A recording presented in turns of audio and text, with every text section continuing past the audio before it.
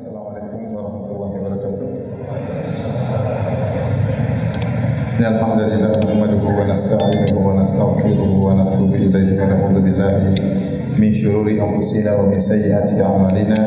May yahdihillahu fala mudilla lahu wa may yudlil fala hadiya lahu. Wa asyhadu an la ilaha illallah wahdahu la syarika lahu wa asyhadu anna Muhammadan 'abduhu wa rasuluhu la nabiyya ba'dahu. Ya ayyuhalladzina amanu taqullaha haqqa tuqatih wa la tamutunna illa wa antum muslimun.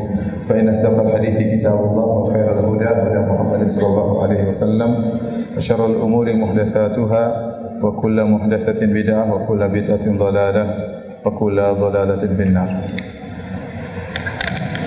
Ikhwani fillah wa akhwati fid din, azani Allah wa iyyakum. Alhamdulillah pada malam hari ini kita dipertemukan kembali dan kita masih melanjutkan bahasan kita tentang fikih zikir pagi petang.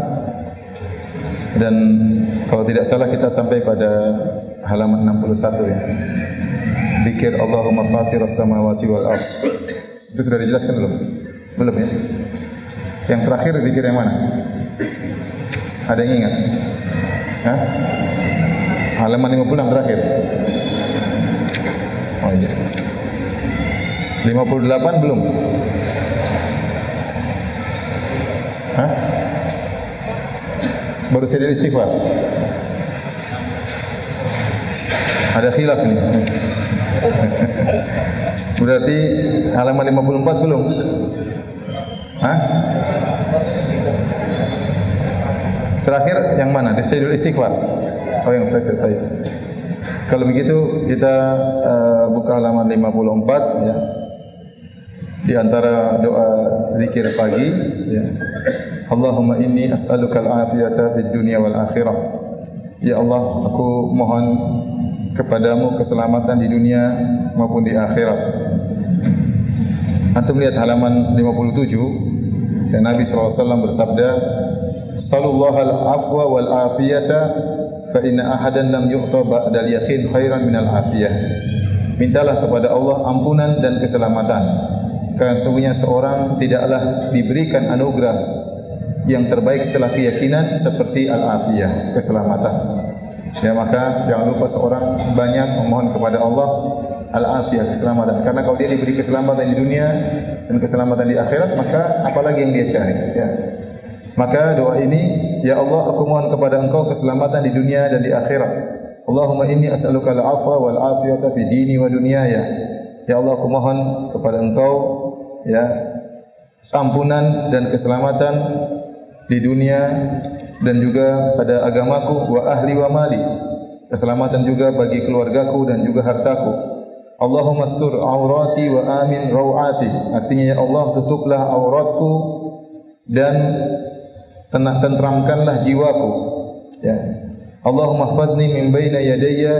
Ya Allah, jagalah aku dari depanku, wa min khalfi, dari belakangku, wa an yamini, dari kananku, wa an shimali, dari kiriku, wa min fawqi, jagalah aku dari atasku, wa a'udzu bi 'azamatika uqtala min tahti, dan aku berlindung kepada Engkau agar aku tidak didatangi azab dari bawahku, atau tidak datangi bahaya dari bawahku. Di sini ada doa yang penting, yaitu Allahumma astur aurati. Ya Allah, tutuplah auratku. Maksudnya segala aibku maka tutuplah ya Allah. Lihat halaman 57, yaitulah tutupilah auratku, kekuranganku, aibku dan segala hal yang tidak baik untuk terungkap dariku. Sering saya ingat-ingat terus perkataan sebagian salaf, dia mengatakan, saya tidak tahu mana anugerah yang paling baik yang Allah berikan kepadaku, apakah aku beramal soleh ataukah aibku ditutup oleh Allah Subhanahu wa taala. Dua-dua ini merupakan anugerah yang luar biasa. Kita bisa beramal soleh, di antara anugerah yang luar biasa pula yaitu Allah menutup aib kita. Karena orang terkadang hormat sama kita, mau dekat dengan kita, mau main bersahabat dengan kita, mau belajar dengan kita. Kenapa? Karena aib kita mereka tidak tahu. Seandainya mereka tahu aib kita, mungkin mereka akan meninggalkan kita. Oleh karenanya Muhammad bin Wasi' rahimahullah berkata, "Lau kanat lidzunubi rawaih ma jalasa ilayya ahad." Kalau seandainya dosa-dosa itu ada aromanya, ada baunya ya, sehingga bisa tercium oleh orang lain, maka tidak seorang pun yang akan mau duduk denganku ya. Jadi di antara anugerah yang Allah berikan kepada kita adalah Allah menutup aib kita. Jadi kita ini sebenarnya mulia bukan karena amal soleh kita, tetapi karena aib kita ditutup oleh Allah Subhanahu wa taala. Seandainya ada aib kita yang dibongkar oleh Allah, satu atau dua atau tiga, maka tidak ada yang mau dekat dengan kita. Oleh karenanya tidak boleh kita menceritakan aib kita kepada orang lain. Kalau aib kita punya aib dan Allah sudah menutupnya, maka tidak boleh kita ceritakan kepada orang lain. Ya, Rasulullah SAW melarang akan hal tersebut. Ya, tidak boleh orang menampakkan aibnya. Jadi aib dan kekurangannya hendaknya dia tutup, dan di antara doanya dia mengatakan Allahumma astur aurati. Ya Allah, tutuplah auratku, kekuranganku, aibku, keburukanku. Wa amin rawati, dan Allah tenteramkanlah ya hatiku, jiwaku, karena ketentraman itu adalah kebahagiaan. Ya, jangan sampai seorang gelisah dalam hidupnya, karena kalau gelisah dia tidak akan pernah bahagia. Kemudian minta perlindungan agar dijaga oleh Allah dari depan, dari belakang, dari kanan, dari kiri, dari atas dan juga dari bawah. Karena ya keburukan itu bisa datang dari arah mana saja yang terkadang tidak kita duga-duga. Baik, kemudian lihat halaman 58. Di antara doa pagi, Allahumma afini fi badani.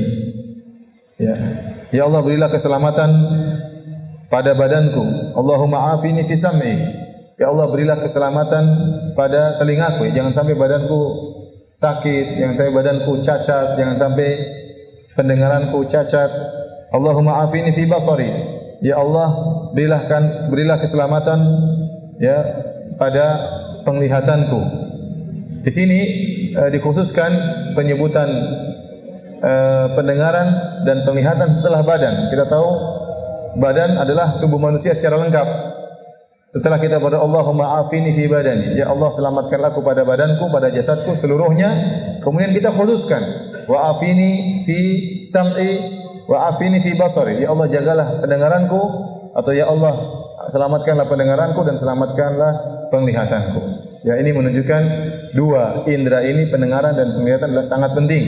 Sangat penting dalam mengetahui kebaikan, untuk mengenal Allah Subhanahu wa taala, bisa membaca ayat-ayat Allah Subhanahu wa taala, bisa mendengar ayat-ayat Allah Subhanahu wa taala. Ya, ini nikmat yang luar biasa. Hendaknya dijaga. Oleh karena ya Allah, jagalah pula, selamatkanlah pendengaranku dan penglihatanku dari hal-hal yang Kau benci, dari hal-hal yang mendatangkan kemurkaanmu. Apalagi di zaman sekarang, ya, betapa banyak kita mendengar hal yang diharamkan oleh Allah Subhanahu wa taala. Musik ya, di mana-mana hukumnya haram dengan ijma ulama, kesepakatan para ulama mazhab manapun mengharamkan musik. Ya, jangan dengar perkataan sebagian dai kemudian menghalal-halalkan dengan berdalil dengan perkataan ulama sekarang, sementara telah terjadi ijma kesepakatan. Karena sebagian dai mengaku bermadzhab Syafi'i menghalalkan musik, padahal Imam Syafi'i mengharamkan musik, seluruh ulama Syafi'i mengharamkan musik. Ini mengganggu pendengaran kita. Ya, karena pendengaran dan penglihatan itu adalah saluran yang mengantarkan kepada hati. Hati kita itu WA, adalah bejana. Apa yang didengar oleh kita, apa yang dilihat oleh kita akan terbiaskan dalam hati kita. Kalau yang sering kita dengar adalah musik, yang sering kita lihat hal-hal yang haram, maka akan mengganggu khusyuan kita. Susah kita untuk khusyuk. Kenapa? Karena hati kita dipenuhi dengan hal-hal yang haram, diharamkan oleh Allah Subhanahu wa taala. Sering kita melihat hal yang diharamkan, terbiaskan dan tidak bisa hilang kecuali setelah waktu yang lama. Kita mendengar sesuatu, ya, masuk dalam hati kita, hal yang haram sulit untuk hilang, terbiaskan, tertancapkan dalam hati kita, dan ini adalah musibah. Oleh karena kita berdoa kepada Allah agar Allah Subhanahu wa taala menjaga pendengaran kita, menyelamatkan pendengaran kita dan menyelamatkan penglihatan kita. Dan ini sama seperti doa untuk melihat halaman 60. Doa Nabi SAW, halaman 60 saya juga cantumkan. Allahumma matti'na bi asma'ina wa absarina wa quwwatina.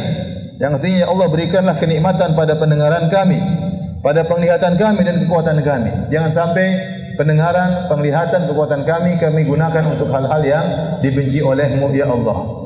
Ini doa kita berusaha untuk baca setiap pagi. Allahumma afini fi badani, Allahumma afini fi sam'i, Allahumma afini fi basari. Kemudian kita mengatakan la ilaha illa anta, Allahumma inni a'udzubika minal kufri wal faqr. Ya Allah, aku berlindung kepada Engkau dari kekufuran dan dari kefakiran. Allahumma inni a'udzubika min adzabil qabr, dan aku berlindung kepada Engkau dari azab kuburan. La ilaha illa anta, tidak ada sembahan yang berhak disembah kecuali Engkau. Makanya para hadirin yang Subhanahu wa taala, ya, betapa banyak ulama yang tegas, ya, keras dalam masalah hukum bersafar ke luar negeri kecuali kalau ada darurat atau ada kebutuhan mendesak. Adapun sekedar jalan-jalan, ya, maka subhanallah, ngapain kita ke sana, ya? Mata kita terganggu melihat hal-hal yang diharamkan oleh Allah Subhanahu wa taala. Wanita pada buka aurat, orang tidak punya malu di hadapan kita, ya. Meskipun kita astagfirullah, tetap saja masuk dalam apa? Dalam hati.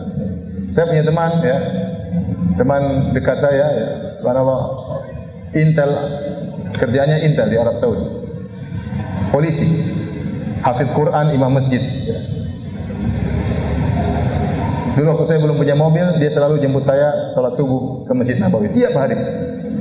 Jemput saya ke apartemen, ya, waktu saya masih miskin. Sekarang alhamdulillah sudah kaya, ya.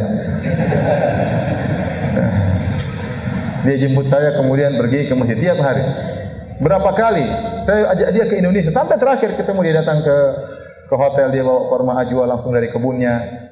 Kita ngobrol-ngobrol. Saya bilang, kapan kamu ke Indonesia? Itu apa namanya, tawaran sudah saya berulang-ulang, mungkin sering lah, lebih dari 10 kali saya sampaikan ke dia. Setiap kesempatan saya bilang, kapan kamu ke Indonesia? Saya ingin servis dia, karena selama ini dia servis saya di Arab Saudi tanpa mengharap apapun, ya, tanpa mengharap apapun, ya. Banyak kebaikannya tidak bisa saya ceritakan. Intinya saya ingin kamu ke Indonesia, ya. Kapan ke Indonesia? Dia bilang, saya tidak mau, ya. Saya tidak mau. Saya takut dengan agama saya. Saya takut melihat fitnah di Indonesia. Saya takut terfitnah dengan cewek-cewek Indonesia. Dia bilang begitu, saya takut terfitnah. Alhamdulillah sekarang saya fil afiyah, dalam kondisi selamat. Alhamdulillah, apa tidak ada kekurangan, artinya salat iya, ngaji ya, bekerja, alhamdulillah. Ya, saya tidak ingin terfitnah di Indonesia. Sampai sekarang saya ajak dia tidak mau. Saya bilang, kau tinggal datang saja, semua saya servis, tinggal, makan, tempat tinggal semua saya tanggung. Ulang-ulang saya ajak dia, ajak anak-anakmu, ajak istrimu. Saya tidak mau. Dia tidak mau. Sampai sekarang dia tidak mau. Kenapa? Dia takut. Dia bilang, teman saya pergi pulang udah lihat macam-macam di luar negeri, ya. Ya. Oleh karenanya pandangan pendengaran ini kita berdoa agar dijaga oleh Allah Subhanahu wa taala. Saya pernah turun di bandara sama orang Arab Saudi, jenggot panjang, tiba di bandara Cengkareng Soekarno-Hatta. Wah, cewek-cewek sudah banyak situ kan, bukan di Saudi kan nggak ada pemandangan seperti itu. Ya, kecuali mungkin, tapi kalau di Madinah, Mekah nggak ada, semua tutupan. Begitu dia ngantri bagasi, dia cuma bilang astagfirullah, astagfirullah, astagfirullah, astagfirullah. Hari pertama, nggak tahu hari kedua. Antum di Indonesia sudah cukup fitnah, belum antum ke luar negeri, ya. Luar negeri, ke Eropa, ke negara kafir, Singapura, ya subhanallah. Ya. Saya pun tidak mau ke sana, tapi diundang pengajian, ya. Saya berdoa semoga visa tidak keluar, ya. Tapi ya mereka juga butuh didakwahi. Jadi pandangan ini kalau kita umbar, ya, akan membiaskan dalam hati kita, dan ini mengganggu kekhusyuan kita untuk sholat, mengganggu kekhusyuan kita untuk terenyuh tatkala membaca ayat-ayat Allah Subhanahu wa taala. Maka kita hendaknya khusyuk tatkala berdoa kepada Allah. Allahumma afini fi jasadi, Allahumma afini fi sam'i, Allahumma afini fi basari. Kemudian zikir berikutnya halaman 61. Allahumma fatiras samawati wal ardi, alimal ghaibi wa syahadah. Ya Allah, pencipta langit dan bumi. Fatir artinya pencipta langit dan bumi. Fatir artinya pencipta tanpa ada min ghairi mithalin sabiq, tanpa ada contoh sebelumnya. Jadi kreasi, kreator. Jadi Allah yang menciptakan. Belum ada yang menciptakan bumi sebelumnya, belum ada yang menciptakan langit yang indah sebelumnya. Allah menciptakan langit dan bumi, kreasi Allah Subhanahu wa taala. Dialah sang pencipta. Alimul ghaibi wasyahadah, yang mengetahui hal yang gaib dan mengetahui hal yang nampak. Bagi Allah sama saja. Antara yang gaib maupun yang nampak tidak ada bedanya bagi Allah Subhanahu wa taala. Allah mengetahui yang gaib seperti yang nampak. Rabb kulli syai'in wa malikah. Dialah Allah Subhanahu wa taala yang menciptakan Rabb segala sesuatu dan pemiliknya, penguasanya. Semuanya di alam semesta ini adalah ciptaan Allah, di bawah kekuasaan Allah Subhanahu wa taala, baik yang baik maupun yang buruk. Asyhadu an la ilaha illa anta. Aku bersaksi bahwasanya tidak ada sembahan yang berhak disembah kecuali Engkau, ya Allah. A'udzubika min syarri nafsi. Aku berlindung kepada Engkau dari keburukan jiwaku. Wa min syarri syaitani wa syirki. Dan aku berlindung kepada Engkau dari keburukan syaitan dan kesyirikannya. Dalam riwayat wa syaraki, dan pasukannya. Wa anaktarifa ala nafsi su'an, dan aku berlindung jangan sampai aku melakukan dosa kepada diriku, wa au ajurrahu ila muslim, atau aku mengantarkan dosa kepada orang lain. Hadis ini atau doa ini doa yang sangat agung ya, sangat penting untuk melindungi kita dari berbagai macam, dari sumber keburukan dan dari dampak keburukan tersebut. Karena sumber keburukan itu dari dua sisi, dari internal maupun eksternal. Internal kita ini juga punya keburukan, ya, kita punya keburukan. Makanya Nabi SAW sering kalau membuka khutbahnya dengan berkata, ya, innal hamdalillah nahmaduhu wa nasta'inuhu wa nastaghfiruhu wa na'udzu billahi min syururi anfusina wa min sayyiati a'malina. Dan aku berlindung kepada Engkau ya Allah, dan kami berlindung dari keburukan jiwa-jiwa kami dan dari keburukan amal perbuatan kami. Ternyata jiwa kita punya keburukan, amal kita juga punya keburukan. Sering orang hanya melihat keburukan orang lain, ya. Dia lupa pada jiwanya juga punya keburukan. Jiwa kita ini punya keburukan, ya. Entah keangkuhan, entah ya kesombongan, entah ujub, entah suudzon, buruk sangka, hasad dan macam-macamnya. Ini bisa menimbulkan keburukan. Kalau kita biarkan diri kita mengikuti kesombongan kita, kita bisa melakukan banyak maksiat. Kalau kita membiarkan diri kita terjebak dengan hasad kita, dengki kita bisa terjerumus dalam banyak kemaksiatan. Makanya di antara hal yang perlu kita minta perlindungan adalah min syarri nafsi. Ya Allah, aku berlindung kepadamu dari keburukan apa? Jiwaku. Wa min syarri syaitan, dan juga keburukan dari eksternal, ya. Yaitu dari luar, yaitu dari syaitan, ya. Makanya Rasulullah mengatakan di bulan Ramadan orang-orang tetap bermaksiat, ya. Kenapa? Meskipun setannya lagi liburan, ya. Sumber keburukan internal tetap ada.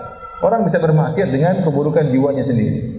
Apalagi jiwanya selama ini sudah dididik oleh syaitan, meskipun setannya lagi cuti 1 bulan, tetap aja dia bisa bermaksiat. Ini bahaya. Tatkala kita baca doa ini, kita tahu bahwasanya jiwa kita ini ada keburukannya, ya. Jiwa menyeru, ammaratun bisu, menyeru kepada keburukan. Kemudian wa minasyaitan, min syarri syaitan, dan berlindung kepada engkau dari keburukan syaitan, wa syirkihi, dan kesyirikannya. Dikhususkan penyebutan kesyirikan ini dosa yang paling berbahaya. Karena syaitan membuka pintu-pintu kesyirikan, ya, dengan berbagai macam cara. Dalam riwayat yang lain wa syarokih, dan kami berlindung kepada engkau dari keburukan syaitan dan kepada dari pengikut-pengikutnya, dari jerat-jeratnya. Karena syaitan pasang jerat.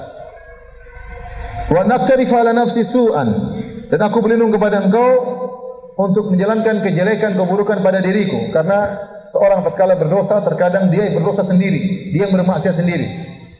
Au ajurrahu ila muslim, atau aku membawakan keburukan pada muslim yang lain. Kita berlindung kepada Allah, jangan sampai kita mencelakakan diri kita, dan jangan sampai mencelakakan orang lain. Jangan sampai kita mendolimi jiwa kita, dan jangan sampai mendolimi orang lain. Ini kita baca dengan penuh hikmat tatkala zikir pagi, ya. Sudah apa belum? Sudah. Allahumma fatiras samawati wal ard, alimal ghaibi wasyahadah, rabb kulli syai'in wa malika, asyhadu an la ilaha illa anta, a'udzubika min syarri nafsi wa syarri syaitani wa syirki atau syaraki, wa naktarifa ala nafsi su'an aw ajurrahu ila muslim. Baca dengan perlahan agar kita bisa memahami kandungan maknanya. Baik, doa berikutnya halaman 64. Bismillahilladzi la yadhurru ma'asmihi syai'un fil ardi wala fis sama' wa huwa samiul alim. 3 kali dibaca. Artinya dengan nama Allah yang dengan namanya segala sesuatu di bumi dan di langit tidak akan berbahaya, dan dialah yang maha mendengar lagi maha mengetahui. Ini doa yang pendek dibaca 3 kali. Bismillahilladzi la yadhurru ma'asmihi syai'un fil ardi wala fis sama' wa samiul basir samiul alim. Kita buka doa ini dengan bertabarruk, mencari keberkahan, bertawassul dengan nama Allah Subhanahu wa taala, dengan mengharapkan keberkahannya. Artinya dengan menyebut namamu, ya Allah, aku berlindung dari seluruh bahaya yang di langit maupun yang di bumi. Maknanya demikian. Aku berlindung dengan namamu, aku mencari berkah dengan namamu, agar engkau melindungiku dari segala keburukan yang di langit maupun di bumi. Doa berikutnya ini juga doa yang sangat penting, dibaca sekali. Kalau tadi 3 kali, ini sekali. Ya Hayyu ya Qayyum bi rahmatika astaghits, yang artinya wahai yang maha hidup, wahai yang maha tegak, dengan rahmat-Mu lah aku beristighatsah, memohon pertolongan-Mu. Aslih li sya'ni kullah, ya Allah perbaiki atau luruskanlah segala urusanku. Wa la takilni ila nafsi tarfata ain, dan jangan kau biarkan aku bersandar kepada diriku meskipun hanya sekejap mata.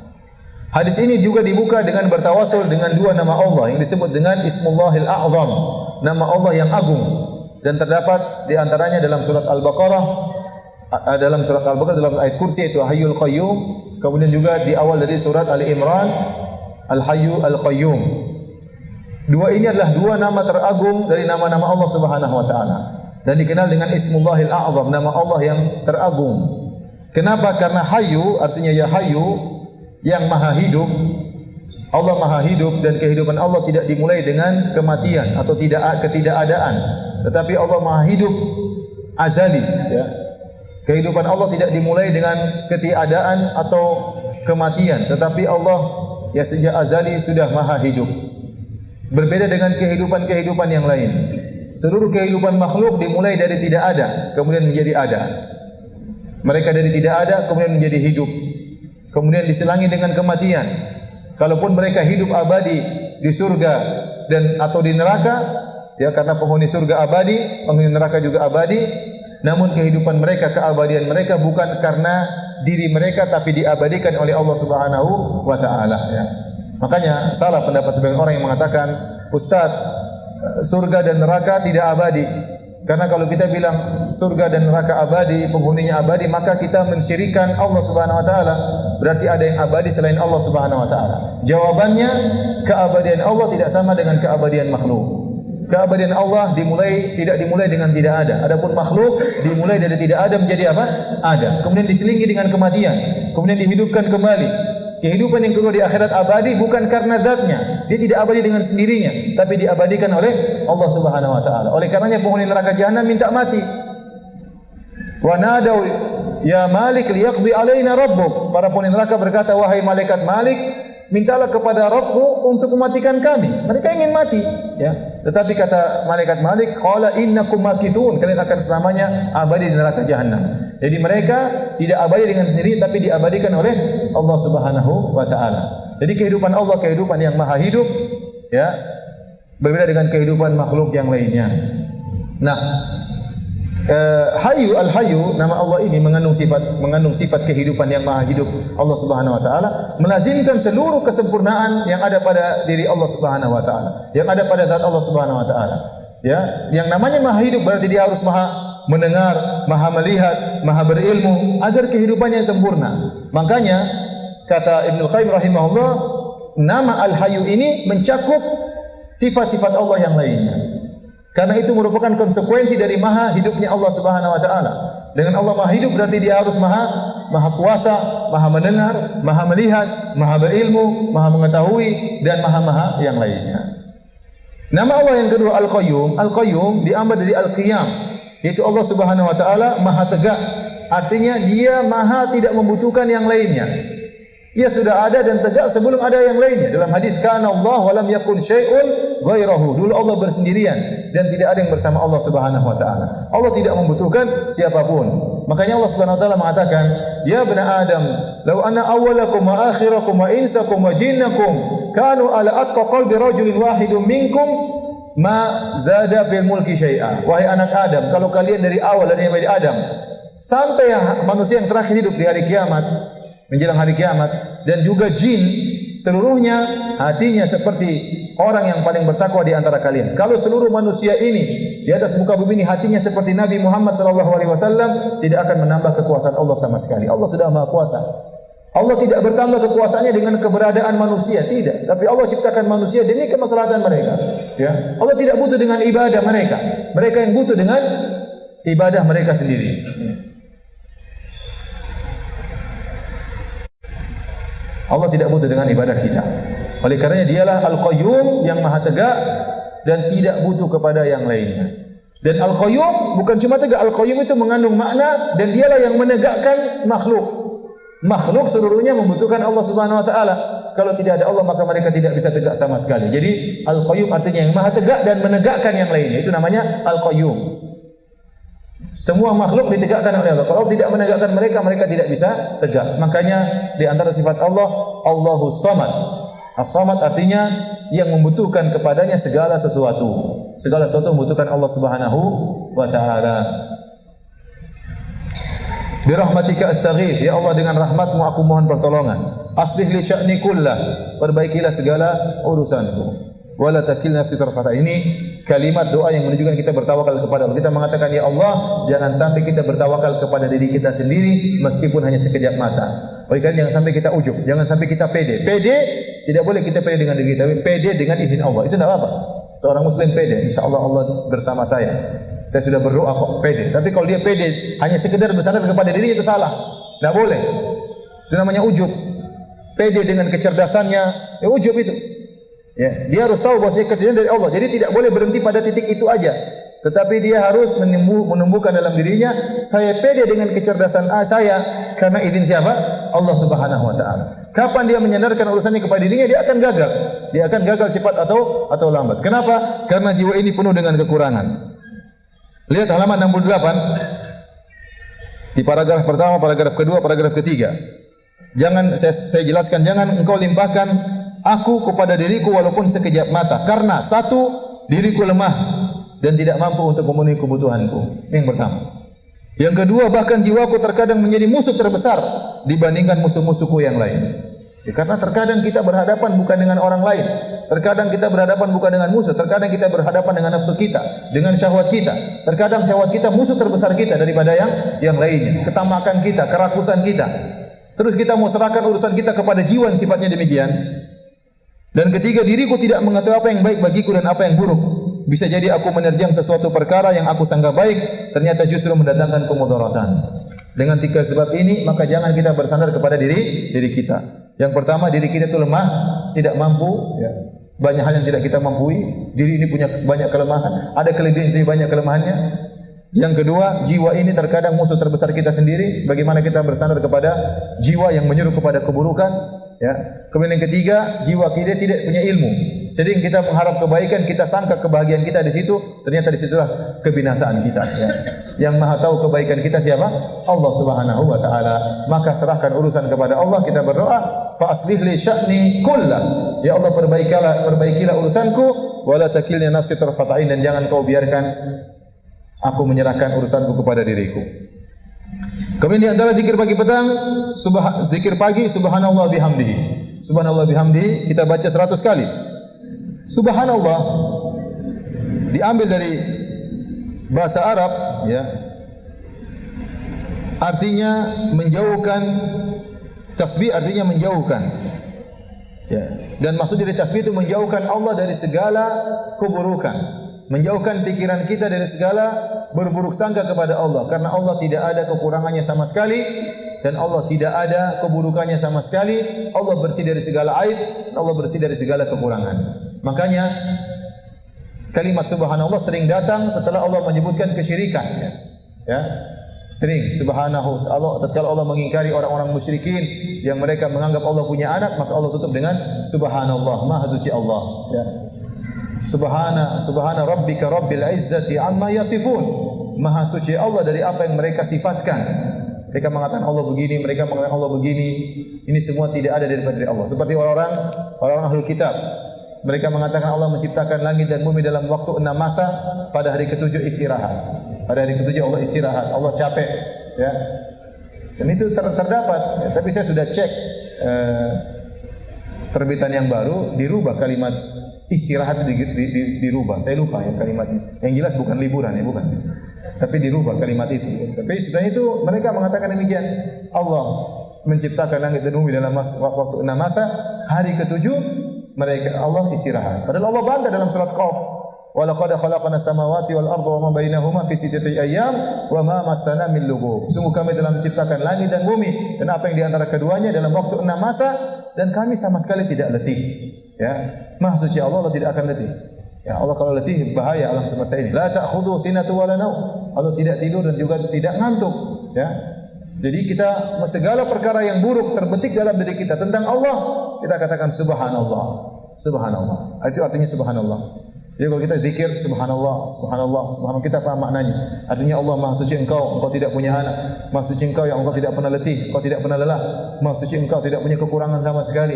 Tidak seperti persangkaan mereka. Maha Suci Allah dan seterusnya. Ya. Makanya Allah berkata, "Wa ma qadarullaha haqqa qadrih wal ardu jami'an qabdatuhu yaumal qiyamah was samawati matwiyatun bi yaminih subhanahu wa ta'ala amma yusyrikun." Sungguh mereka tidak mengagungkan Allah sebagaimana mestinya. Padahal di hari kiamat kelak bumi dalam genggaman Allah Subhanahu wa taala dan seluruh langit-langit berada dalam lipatan tangan Allah Subhanahu wa taala. Allah melipat langit-langit tersebut. Maha suci Allah dari segala kesyirikan yang mereka lakukan. Kalau mereka mengetahui keagungan Allah, mereka tidak akan menyembah makhluk. Mereka tidak akan menyembah nabi, mereka tidak akan menyembah malaikat. Maha suci Allah. Ya, namun mereka tidak mengagungkan Allah sebagaimana mestinya. Wa bihamdihi, dengan memuji Allah. Tatkala kita mengakui Allah tidak punya kekurangan sama sekali, maka ini melazimkan kita memuji Allah Subhanahu wa taala.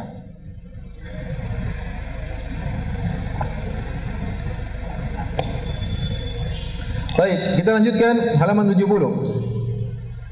Subhanallah wa bihamdihi adada khalqihi wa ridha nafsihi wa zinata arsyihi wa midada kalimatihi. Ini dibaca 3 kali. Yang artinya subhanallah bihamdihi adada khalqihi, sebanyak makhluknya. Kita bertasbih sebanyak makhluknya. Wa ridha nafsihi, dan seukuran keridhaan Allah Subhanahu wa taala. Wa zinata arsyihi, dan seukuran beratnya arsy Allah Subhanahu wa taala.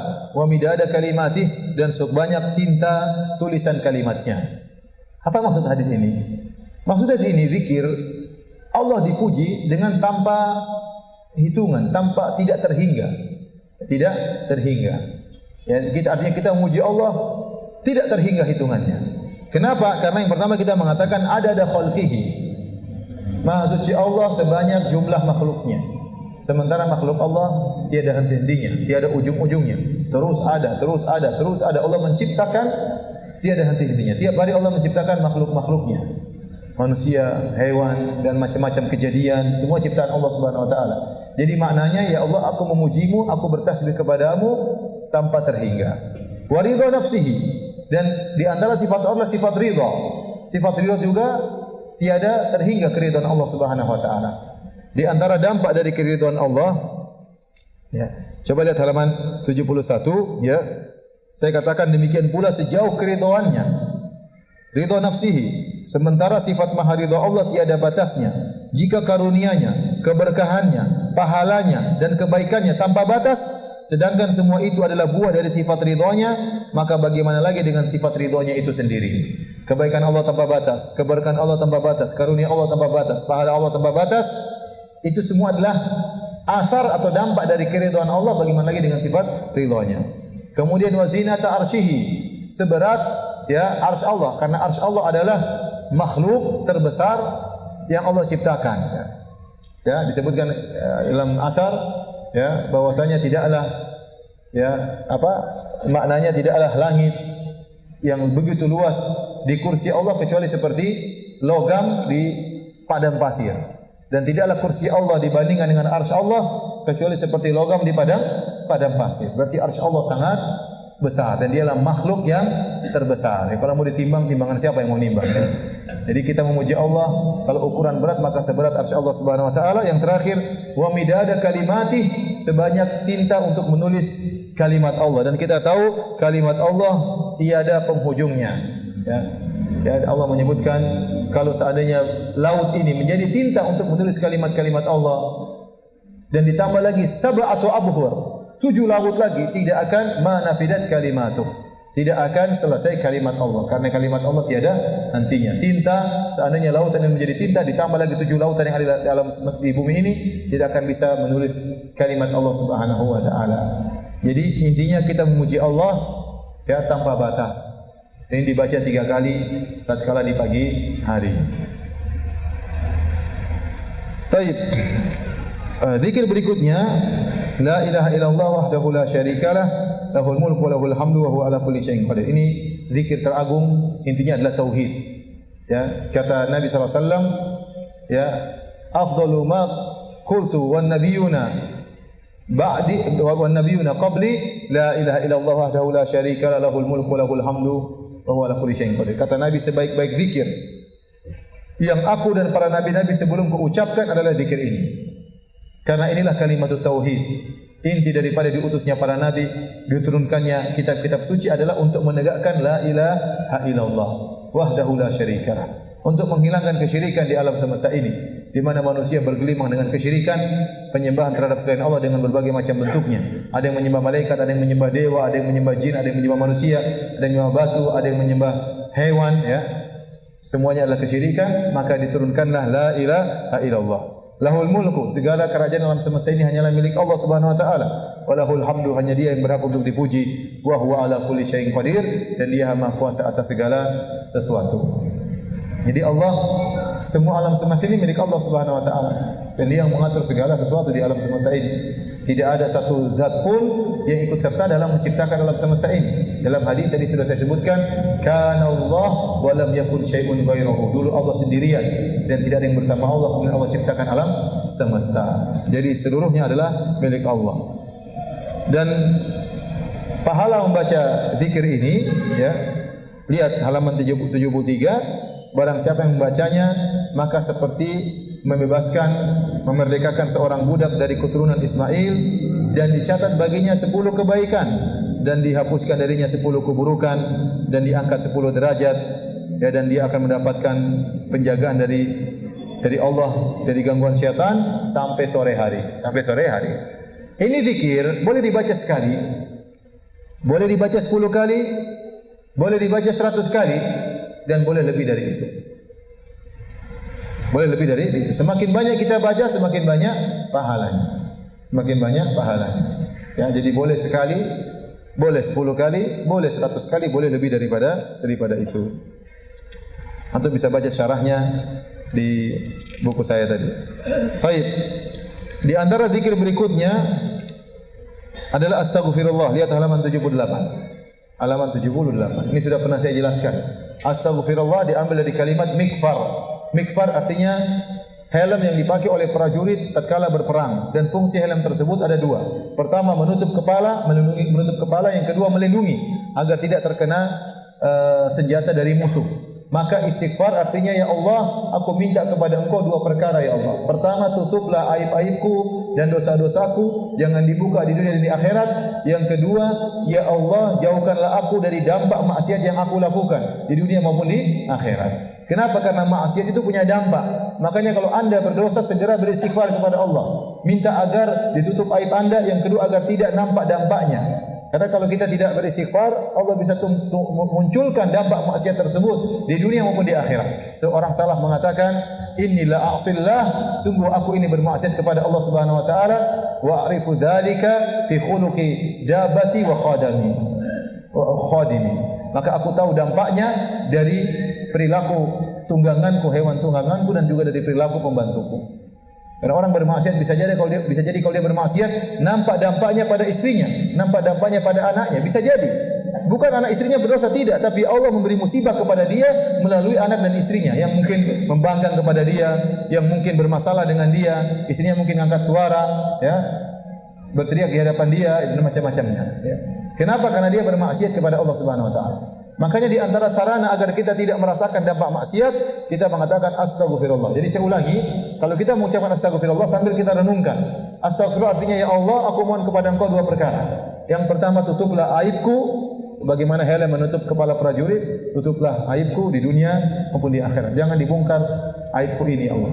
Yang kedua, ya, hilangkanlah segala dampak buruk dari dosa ini. Di antaranya dihapuskan dosanya, dan di antaranya dihapuskan dampaknya. Ya.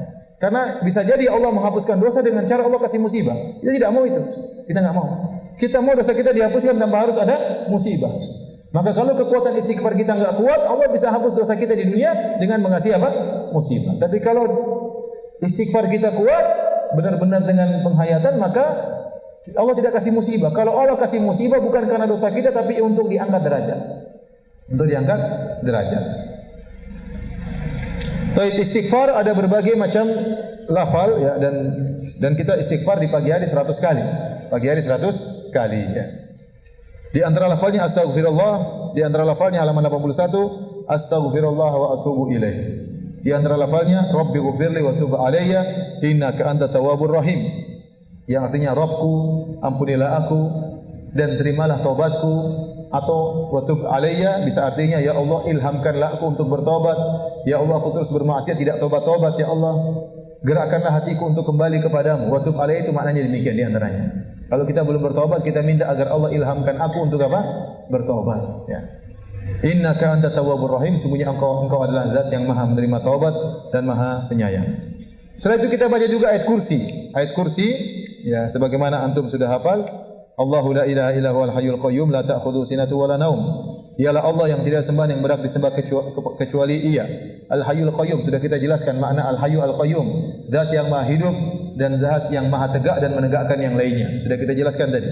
La ta'khudhuhu sinatun wa la naum. Dia tidak pernah ngantuk apalagi tidur. Karena ngantuk adalah menandakan keletihan, kelemahan. Seandainya Allah ngantuk maka hancurlah alam semesta ini. Tidak ada yang mengaturnya kecuali Allah. Allah mengatakan innallaha yumsikus samawati wal arda an tazula. Allah memegang langit dan bumi agar tidak hilang. Jadi langit meskipun Allah di atas langit, di atas ars, justru ars dan langit yang butuh kepada Allah Subhanahu wa taala. Lahu ma fis samawati wa ma fil ard. Milik Allah yang ada di langit dan di bumi. Man dzalladzi yashfa'u indahu illa bi idznih. Siapa yang berani beri syafaat di sisi Allah kecuali dengan izin Allah. Ya'lamu ma baina aydihim wa ma khalfahum. Allah mengetahui apa yang ada di hadapan mereka dan di belakang mereka. Wala yuhituna bi syai'in min ilmihi illa bima syaa'. Mereka sama sekali tidak mengetahui ya tentang Allah Subhanahu wa taala sama sekali. Ya kecuali yang Allah kehendaki. Wasi'a kursiyyuhu samawati wal ard. Dan kursi Allah meliputi langit dan bumi. Ini dalil bahwasanya kursi Allah adalah makhluk yang luas, lebih luas daripada langit dan bumi. Lebih luas daripada kursi adalah arsy Allah Subhanahu wa taala. Wala ya'uduhu hifdhuhuma wa huwal aliyyul azim. Dan Allah tidak merasa berat memelihara keduanya, tidak ada letih sama sekali bagi Allah Subhanahu wa taala dan Dialah Maha tinggi dan Maha besar. Ayat kursi ini datang dalam hadis-hadis, contohnya halaman 84 dari beberapa sahabat. Jadi sahabat nangkap jin, setannya bilang, bacalah ayat kursi pagi dan petang. Di antaranya setan yang pernah ditangkap oleh Abu Hurairah. Kemudian setan berkata, ayatul kursi iqra'ha inda kulli sabahin wa masa. Ayat kursi bacalah engkau bacanya di setiap pagi dan petang. Kemudian jin itu berkata, man qala hina yumsi ujira minna hatta yusbih. Barang siapa yang membacanya di waktu sore hari akan dilindungi dari kami, dari para syaitan sampai pagi. Wa man qala hina yusbih ujira minna hatta yumsi. Barang siapa yang membaca ayat kursi di waktu pagi hari maka akan dilindungi dari kami sampai sore hari. Jadi ayat kursi dibaca, jangan ditempel di kamar ya. Cuma ditempel biar setannya kabur, setannya masuk tanpa dibaca. Jadi ayat kursi di mana dibaca. Kemudian kita selesaikan ya. Kalau azan kasih tahu ya. Kemudian baca qul huwallahu ahad 3 kali. Qul a'udzu birabbil falaq 3 kali. Qul a'udzu birabbin nas 3 kali. Adapun surat Al-Ikhlas ya. Azan ya. Azan silakan azan. Baik hadirin kita salat dulu aja. Insyaallah kita lanjutkan sebentar ya. Allah taala alam bisawab. Ikhwan dan akhwat yang dirahmati oleh Subhanahu wa taala, kita lanjutkan tentang zikir pagi. Masih zikir pagi. Ini halaman 85. Di antara zikir pagi adalah membaca qul huwallahu ahad 3 kali. Dan surat qul huwallahu ahad adalah suratul Ikhlas. Disebutkan dalam hadis, barang siapa yang baca surat Al-Ikhlas seperti dia membaca sepertiga Al-Qur'an. Seperti membaca sepertiga Al-Qur'an. Bukan berarti kalau dia baca qul huwallahu 3 kali berarti khatam Quran, tidak. Lihat halaman 87 ya, sebagian ulama menjelaskan kenapa dikatakan sepertiga, karena Al-Qur'an isinya ada 3 bagian. Yang pertama tentang hukum, yang kedua tentang kisah, dan yang ketiga tentang tauhid. Pertama tentang hukum, kedua tentang kisah-kisah, yang ketiga tentang tauhid. Dan surat Al-Ikhlas ini dikatakan Al-Ikhlas li'annaha ukhlisat litauhid, karena dia diikhlaskan, artinya dimurnikan khusus membicarakan tentang keesaan Allah Subhanahu wa taala. Maka dikatakan surat Al-Ikhlas, artinya surat yang dikhususkan untuk membicarakan tentang apa? Keesaan Allah Subhanahu wa taala. Oleh karenanya surat ini kalau kita bisa katakan secara sederhana adalah surat yang menjelaskan tentang syarat menjadi Tuhan. Syarat Tuhan itu seperti apa? Syaratnya qul huwallahu ahad, Tuhan tersebut harus Maha Esa. Kalau dia berbilang dia bukan apa? Tuhan. Allahus Samad, namanya syarat Tuhan bahwasanya seluruh makhluk harus butuh kepadanya dan dia tidak boleh butuh kepada siapapun. Lam yalid, dia tidak boleh melahirkan. Kalau dia melahirkan berarti anaknya akan sama dengan dia, berarti akan ganda kembali. Karena konsekuensi dari melahirkan berarti sang anak akan mirip dengan bapaknya. Walam yulad, dan dia tidak dilahirkan. Kalau dia dilahirkan berarti dia dulu tidak ada kemudian menjadi ada. Walam yakul lahu kufuwan ahad, dan tidak ada suatu pun yang setara dengan dia. Ini syarat Tuhan. Dan ini tidak terpenuhi pada seluruh Tuhan-Tuhan yang lain. Mau Tuhannya agama ini, agama anu, agama semuanya enggak ada yang beres. Enggak ada yang terpenuhi. Ya. Harus Maha Esa, harus tidak membutuhkan kepada yang lain, bahkan seluruhnya membutuhkannya. Harus tidak boleh melahirkan, karena kalau melahirkan berarti yang dilahirkan akan sama dengan dia, anak akan sama dengan bapaknya, dan tidak boleh dilahirkan. Kalau dilahirkan berarti dia tidak ada, menjadi apa? Ada, dan tidak ada sesuatu pun yang setara dengan dia. Nah, kalau kita terapkan syarat-syarat ini kepada Tuhan-Tuhan yang lain, semuanya akan gugur. Ya, mau Tuhannya orang Buddha, Siddhartha dulu enggak ada, kemudian kecil dilahirkan, kemudian jadi Siddhartha Gautama, kemudian mati. Bagaimana bisa menjadi Tuhan? Ya. Orang Hindu Tuhannya 3. Ya, tetapi Tuhannya saling membutuhkan. Ada dewa mencipta, dewa perusak, dan dewa pemelihara. Yang satu hanya bisa ciptain saja, untuk melihara enggak bisa, maka butuh dewa apa?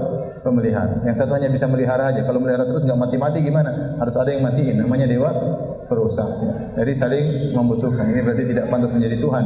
Berbilang dan dia tidak multiple function. Ya. Hanya satu fungsi aja yang bisa dia lakukan. Tidak pantas jadi Tuhan.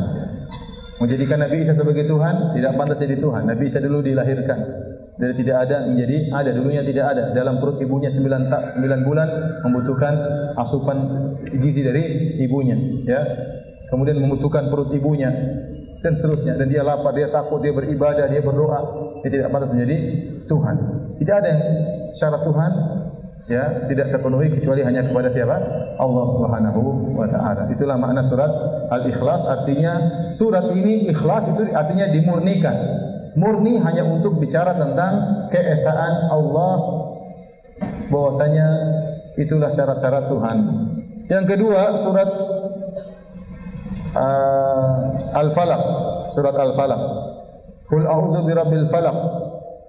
Aku katakan aku berlindung kepada Tuhan yang menguasai subuh. Min syarri ma khalaq, dari kejahatan, kejelekan apa yang dia ciptakan, makhluk yang dia ciptakan. Wa min syarri ghasiqin idza waqab, dan dari keburukan malam apabila telah gelap gulita. Wa min syarri naffatsati fil uqad, dan berlindung dari tukang tiup-tiup, tukang sihir, nenek-nenek sihir atau penyihir-penyihir wanita yang meniup pada buhul-buhulnya. Wa min syarri hasidin idza hasad, dan dari keburukan orang yang hasad jika dia sedang hasad. Ini ayat surat Al-Falaq ini kita berlindung kepada Allah dari gangguan-gangguan yang nampak dan gangguan terutama yang tidak nampak. Qul a'udzu birabbil falaq, demi Allah yang menguasai subuh. Min syarri ma khalaq, ini umum. Aku berlindung kepada Engkau ya Allah dari keburukan, seluruh keburukan makhlukmu. Setelah itu perincian tentang yang tidak nampak semuanya. Wa min syarri ghasiqin idza waqab, dan dari keburukan malam hari tatkala sudah gelap gulita. Kenapa kebanyakan kejahatan terjadi di malam hari? Ya. Penjahat-penjahat keluar di malam hari, perampok keluar di malam hari, pelacur-pelacur keluar di malam hari. Kalau sampai siang hari berarti enggak laku tadi malam. Kebanyakan malam hari. Saya pernah satu hari di Jakarta, pergi sama teman kita mau naik kereta. Kita pergi sebelum subuh, keluar sama teman naik mobil. Di tengah jalan di Jakarta ada cewek berhenti-berhentiin. Pokoknya cewek lah, cantik, rambut panjang. Saya bilang, Pak, kok sampai subuh belum laku-laku, sampai kita berhenti di tengah jalan. Kenapa sampai subuh kerja begitu ya? Kata teman saya, Ustaz itu bencong Ustaz. Astagfirullah. Ini cewek yang enggak laku. Ada bencong enggak laku ya. Sampai subuh masih nyitapin apa? Mobil-mobil orang ya. Tidak pernah, baru sekali saya dapat kondisi seperti itu. Kemarin saya juga di salah satu kota, keluar dari hotel pagi-pagi, saya ingin jalan pagi. Baru saya keluar ada cewek di situ, saya kaget, saya kan mau jalan pagi. Saya terlanjur lihat, saya balik kanan, dia teriak, "Kamu sudah lihat saya?" Waduh, bahaya kan? Kabur deh, jangan-jangan bencong lagi. Jadi, ya Allah, auzubillah. Jadi Banyak kejahatan dilakukan di malam hari. Pencuri keluar di malam hari, penjahat keluar di malam hari, orang bermaksiat di malam hari. Ya, setan-setan keluar banyak di malam hari. Kemudian tukang-tukang sihir biasanya meniup juga di malam hari. Jadi surat Qul A'udzu birabbil falaq ini khusus tentang kejahatan-kejahatan yang tidak kita lihat. Itu berbahaya. Kalau kejahatan yang kita lihat masih mending, kita masih bisa menghindar. Ada kejahatan-kejahatan yang muncul tatkala kita tidak lihat, tatkala kita sedang lalai. Makanya penting kalau antum mau tidur baca zikir tidur, karena itu antum sedang tidak bisa apa-apa. Datang jin, datang apa, datang sihir, santet lempar ke antum, ya. Wa min syarri ghasiqin idza waqab, dari keburukan malam hari tatkala gelap gulita. Wa min syarri naffatsati fil uqad, dan dari keburukan penyihir-penyihir wanita tatkala meniup di buhul-buhul. Dalil bahwasanya kebanyakan penyihir wanita, ya. Ada dukun laki-laki tapi banyak juga penyihir wanita, nenek sihir dan yang lainnya. Wa min syarri hasidin idza hasad, dan keburukan orang yang hasad tatkala sedang hasad. Karena orang hasad itu bisa menimbulkan keburukan. Banyak kemaksiatan yang timbul, banyak kezaliman yang timbul karena hasad. Karena dia hasad, dia ingin orang tersebut jatuh. Bagaimana caranya? Di antaranya dijatuhkan perusahaannya, di antaranya dia ganggu perusahaannya, di antaranya dia ganggu keluarganya, di antaranya dia ngomongin dia, gibahin dia, fitnah dia. Ini semuanya karena hasad. Seandainya dia tidak hasad, tidak akan muncul semua ini. Oleh karenanya banyak keburukan yang timbul karena hasad, maka kita berlindung wa min syarri hasidin idza hasad. Yang terakhir, qul a'udzu birabbin nas. Surat An-Nas. Qul a'udzu birabbin nas, dengan menyebut nama Allah yang Maha Pengasih lagi Maha Penyayang, katakanlah aku berlindung kepada Rabb manusia, Malikin nas, rajanya manusia, Ilahin nas, sesembahan manusia, min syarril waswasil khannas, dari kejahatan bisikan syaitan yang biasa bersembunyi, alladzi yuwaswisu fi sudurin nas, yang membisikkan pada dada-dada manusia keburukan, minal jinnati wan nas, yaitu syaitan jin maupun syaitan manusia. Ini berlindung kepada khusus gangguan syaitan, terutama syaitan membisikkan dalam dada manusia. Ya, ini sangat berbahaya, ya. Maka seorang berusaha menghayati zikir ini karena kita sering dibisikin oleh syaitan, ya. Dibisikin, dihayal-hayalkan oleh syaitan sehingga terjebak dalam syubhat-syubhat, terjebak dalam syahwat-syahwat karena bisikan syaitan. Syaitan tidak bisa baca hati manusia, tapi syaitan bisa membisikkan dalam dada manusia. Ya, dia bisikan baik setan jin maupun setan manusia, ya. Kita berlindung dari itu semua. Tayyib, ini selesai zikir pagi. Adapun zikir petang bisa antum baca sendiri, kebanyakannya berulang, dan ada sebagiannya tidak. Ada sebagian zikir petang, zikir pagi tidak terdapat dalam zikir apa? Petang. Dan saya ingatkan, barang siapa yang sudah selesai zikir pagi, ini masih ingin berzikir lagi, silakan bebas berzikir seperti dia membaca. Coba baca halaman 91, peringatan halaman 91. Jika seorang telah selesai membaca zikir pagi, maka boleh baginya untuk melanjutkan berzikir dengan zikir-zikir yang mutlak, yang bebas, tanpa bilangan tertentu, tanpa cara tertentu. Dan yang paling afdal adalah membaca Al-Qur'an, karena Al-Qur'an adalah firman Allah Subhanahu wa taala. Setelah itu silakan bebas untuk bertasbih, bertahlil, bertahmid, bertakbir, beristighfar, bersolawat kepada Nabi SAW dan zikir-zikir lainnya tanpa ada batasan bilangan tertentu. Jangan lupa kalau zikir pagi selesai, jangan lupa sisihkan waktu untuk baca Al-Quranul Karim. Itu semua akan membersihkan hati kita. Selanjutnya zikir petang, maka hanyalah perulangan. Dan ada sebagian yang zikir pagi tidak ada di zikir petang, dan ada sebagian zikir petang tidak ada di zikir pagi. Tapi secara umum hampir sama semuanya, ya. Di antara zikir petang yang tidak ada zikir pagi, lihat halaman 105. A'udzu bikalimatillahi tammati min syarri ma khalaq. Dibaca 3 kali. Ini zikir petang. A'udzu bikalimatillahi tammati min syarri ma khalaq. Aku berlindung dengan nama-nama Allah, dengan kalimat-kalimat Allah yang sempurna dari keburukan dari keburukan ciptaannya. Baik, demikian para hadirin hadirat yang rahmatillah subhanahu wa taala, akhirnya kita selesai dari membedah buku fikih zikir pagi petang. Ini pertemuan yang ketiga. Kalau yang bertanya saya persilahkan, wallahu taala a'lamu bis-shawab.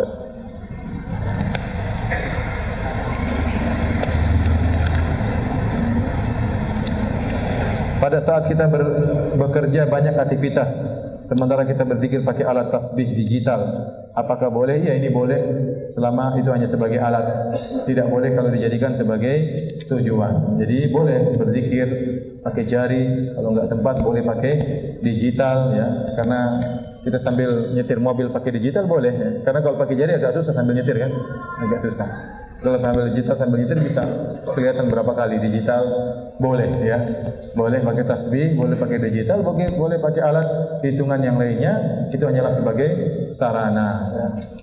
Tapi kalau menjadikan tasbih sebagai ritual, beranggap bahwasanya dengan tasbih lebih afdal, apalagi ada keyakinan tasbih ini sudah diinapkan di kuburan fulan, ini ada seperti itu keyakinan. Tasbih ini lebih ampuh kalau pakai tasbih. Tasbih ini dibuat dari kayu koka lah. Tasbih ini dibuat dari kapal Nabi Nuh ya. Kurang ajar kata ini, kapal Nabi Nuh dibolongin jadikan apa? Tasbih ya. Ada yang mengatakan demikian ya. Ini semua enggak benar ya. Tasbih ini sudah keturunan berpuluhan tahun ya.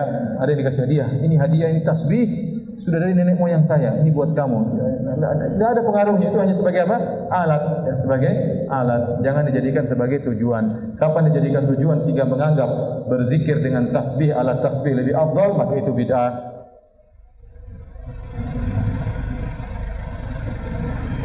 Ustaz, jika kita sedang berzikir atau membaca Al-Quran lalu menguap, kita sedang berzikir atau membaca Al-Quran lalu menguap, apakah kita berhenti lalu diulang apa yang dibaca saja? Ya. Dibaca saja enggak apa, kita menguap. Ya, kalau bisa di ujung ayat kita menguap. Jadi qul huwallahu ahad misalnya kita menguap. Jangan qul huwallahu ahad, jangan ya. Kalau kita menguap tengah jalan, ulangi lagi dari awal. Jadi kalau sudah selesai ayat, ya tinggal lanjutin aja, tinggal apa? Lanjutin saja.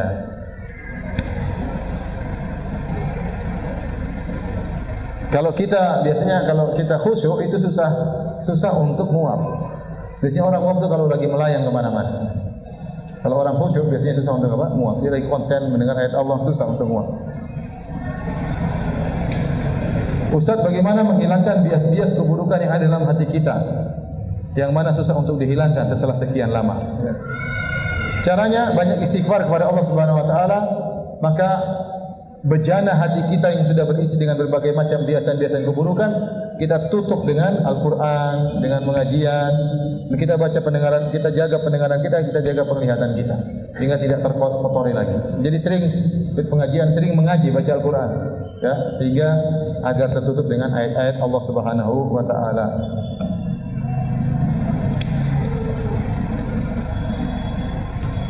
Ustaz, apakah zikir pagi petang tidak ada salawat? Iya, ada hadis tentang salawat tapi hadisnya dhaif. Jadi tidak ada zikir pagi petang secara khusus salawat, tidak ada. Tapi kalau ingin bersalawat tidak apa-apa. Ya, setelah zikir pagi selesai, zikir pagi petang selesai, kita secara mutlak, zikir mutlak tadi saya katakan, boleh baca Quran, boleh tasbih, bertakbir, bertahlil, boleh bersolawat, tapi tidak ada rutinitas khusus bersolawat pada pagi dan petang hari. Dan solawat boleh kapan saja, tapi jangan dikhususkan zikir pagi petang karena hadisnya lemah.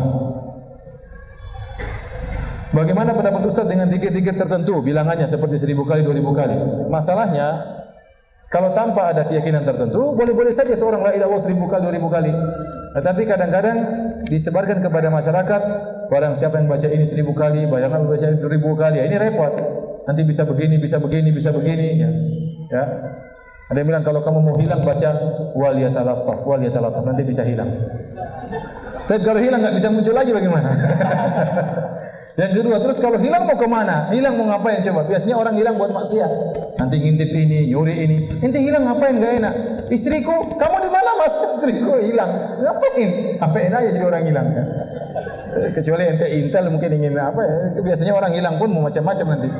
Ya, jadi baca al-Talatah berapa kali jadi bisa hilang, ini enggak benar, semuanya khurafat ya. Jadi boleh aja kita berzikir 1000 kali la ilaha illallah, enggak ada masalah. Tapi jangan kita meyakini 1000 ini punya fadilah ini karena enggak ada dalilnya. Kalau saya enggak 1000 enggak mantap, ini juga enggak benar. Ya kapan saja mau udah 1000 ya alhamdulillah. Kalau enggak kurang juga enggak jadi masalah. Tapi jangan meyakini ada keyakinan-keyakinan tertentu. Apakah dilarangan berzikir ketika dalam kondisi junub atau haid? Sudah kita jelaskan, dalam kondisi haid pendapat yang rajih tidak ada masalah. Baik zikir maupun baca Quran tidak jadi masalah. Yang jadi masalah tatkala junub. Tatkala junub zikir apapun boleh kecuali zikir yang ada Al-Qur'annya. Kalau baca Quran enggak boleh. Tapi kalau zikir pagi petang seperti ayat kursi dari Al-Qur'an, ketiga kul dari Al-Qur'an, maka ada khilaf. Mazhab Malikiyah mengatakan boleh karena niatnya bukan untuk tilawah tapi niatnya untuk berzikir. Pendapat yang lain mengatakan tidak boleh karena Al-Quran tidak boleh dibaca dalam kondisi junub. Lebih hati-hati kalau kita junub, kita zikir pagi petangnya jangan yang bagian baca Al-Qur'annya, tapi zikir-zikir yang lainnya boleh. Ya, selain bagian bacaan Al-Qur'an yang sudah saya jelaskan ini. Silakan dibaca lagi di bukunya.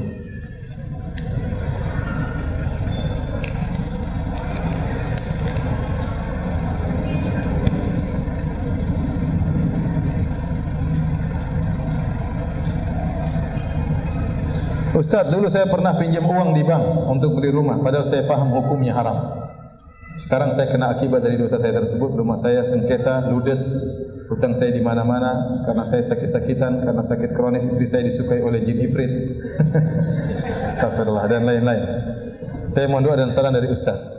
Kita husnudzon kepada Allah. Allah tidak akan menyanyiakan orang yang bertobat kepada Allah Subhanahu wa taala.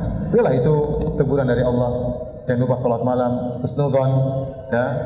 Di balik musibah-musibah tersebut insyaallah ujungnya keindahan. Harus husnudzon kepada Allah. Jangan suudzon. Ya, kata Allah Subhanahu wa taala, "Ana inda dhanni 'abdi bi." Sungguhnya aku tergantung persangkaan hamba-Ku. Maka kita sudah bertobat, ya. Banyak orang lebih jahat daripada kita, lebih buruk daripada kita, tukang sihir, tukang jambret, tukang bunuh. Tapi kalau dia bertobat dengan sungguhnya, Allah akan berikan kebaikan. Memang akan ada ujian-ujian. Itu apa namanya? Enggak apa-apa, itu ujian-ujian dari Allah, tentunya ada hikmah yang Allah kehendaki. Tapi tetap husnudzon kepada Allah Subhanahu wa taala, hadapi ujian tersebut dengan sabar, ya.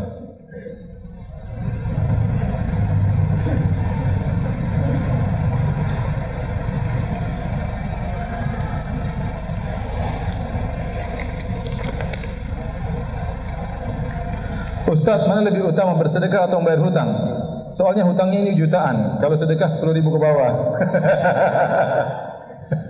Bayar hutang dulu, bayar hutang. Kalau sudah jatuh tempo, bersedekah pada diri Anda sendiri lebih utama. Adapun kewajiban-kewajiban ya memang kita harus penuhi, ya, kasih orang tua kalau memang kita punya uang. Tapi kalau untuk bersedekah kepada orang sementara kita sendiri butuh dan sudah jatuh tempo, maka bersedekah pada diri sendiri lebih utama. Jangan bersedekah.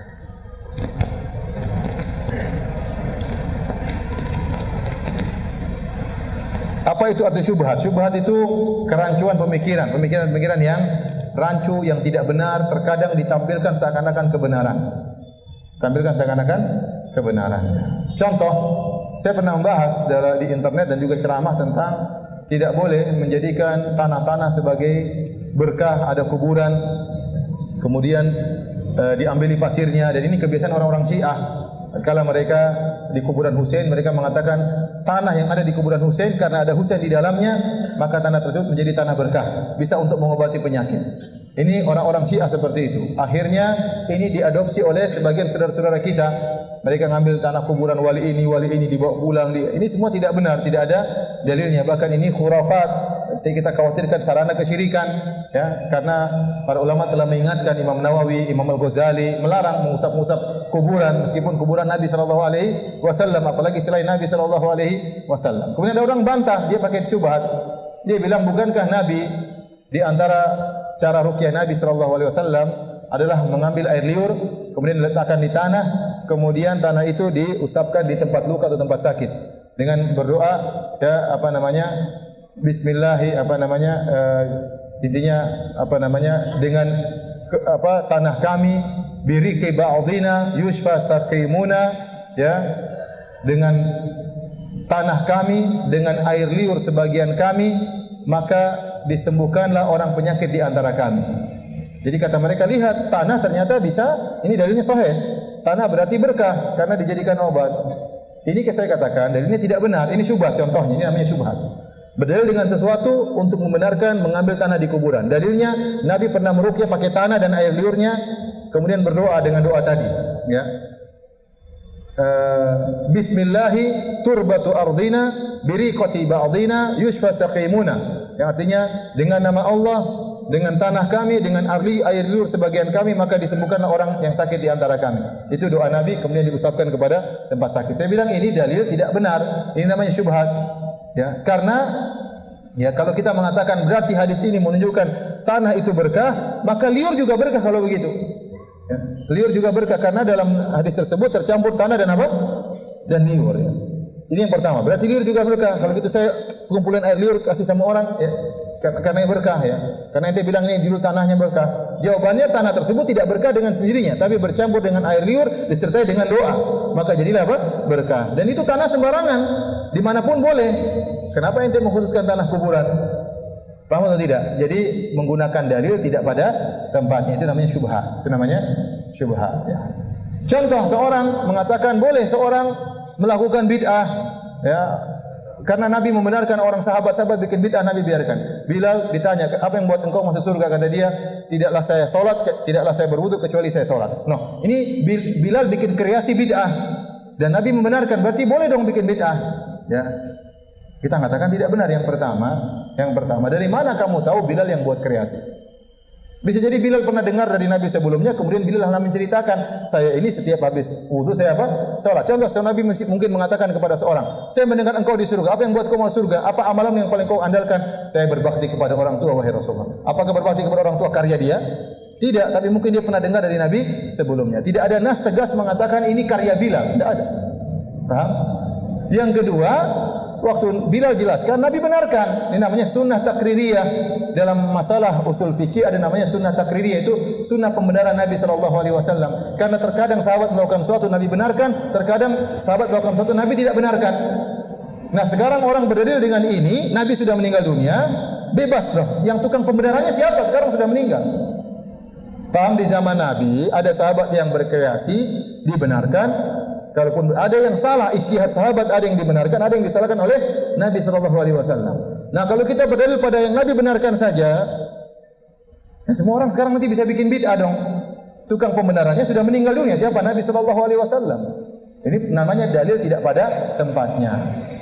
Sehingga dengan memahami seperti ini, boleh orang bikin bid'ah selebar-lebar, sebebas-bebasnya. Kita mau bikin sholat 3 rakaat setelah maghrib, sholat 3 rakaat setelah isya, kenapa dilarang? Coba kalau saya bikin kreasi saya, boleh atau tidak? Kenapa tidak boleh? Kan Bilal bikin sholat 2 rakaat setelah wudu.